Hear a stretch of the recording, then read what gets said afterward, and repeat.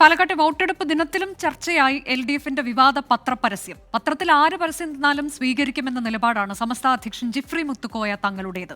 പരസ്യത്തെ എതിർത്ത് പ്രതിപക്ഷ നേതാക്കൾ ഇന്നും രംഗത്തെത്തിയെങ്കിലും നടപടിയിൽ തെറ്റില്ല എന്നാണ് CPIM നിലപാട്.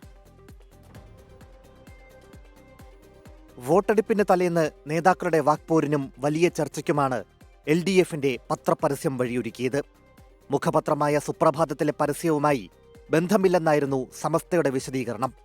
പത്രത്തിൽ ആര് പരസ്യം നൽകിയാലും സ്വീകരിക്കുമെന്ന് ജിഫ്രി മുത്തുക്കോയ തങ്ങൾ വ്യക്തമാക്കി. പത്രത്തിൽ വേണ്ട പരസ്യത്തെ പറ്റി നിങ്ങൾക്ക് അറിഞ്ഞൂടെ? പത്രത്തിൽ ആര് പരസ്യം കൊടുത്താലും നമ്മൾ സ്വീകരിക്കുമല്ലോ. BJPക്ക് വേണ്ടിയാണ് LDF പത്രപരസ്യമെന്ന ആരോപണം UDF ആവർത്തിക്കുന്നു. പരസ്യം നൽകിയവർക്ക് വേണ്ടിയിരുന്നില്ലെന്ന് ഇപ്പോൾ തോന്നിക്കാണുമെന്ന് PK കുഞ്ഞാലിക്കുട്ടി. ഇടതുപക്ഷം ഒരിക്കലും ചെയ്യാൻ പാടില്ലാത്ത കാര്യമെന്ന് K മുരളീധരൻ.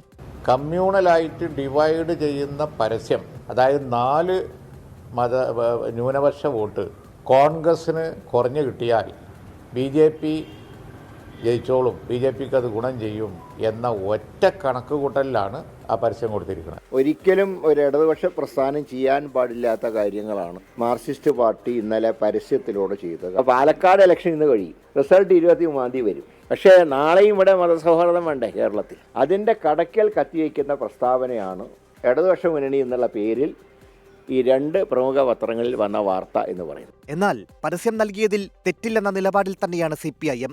പരസ്യത്തിന്റെ ഉള്ളടക്കം തെറ്റാണെന്ന് ആർക്കെങ്കിലും പറയാൻ പറ്റുമോ? സാങ്കേതികത്വമല്ലേ? പരാതി അല്ലാതെ കിടക്കട്ടെ, എന്നാൽ സാങ്കേതികത്വമാണല്ലോ, അത് അവർ ഇലക്ഷൻ കമ്മീഷൻ തീരുമാനിക്കട്ടെ. പരസ്യം തിരിച്ചടിയാകില്ലെന്ന് LDF സ്ഥാനാർത്ഥി ഡോക്ടർ P സരിൻ. പത്രപരസ്യത്തിനെതിരെ തെരഞ്ഞെടുപ്പ് കമ്മീഷനെ സമീപിക്കുമെന്ന് UDF വ്യക്തമാക്കിയിട്ടുണ്ട്.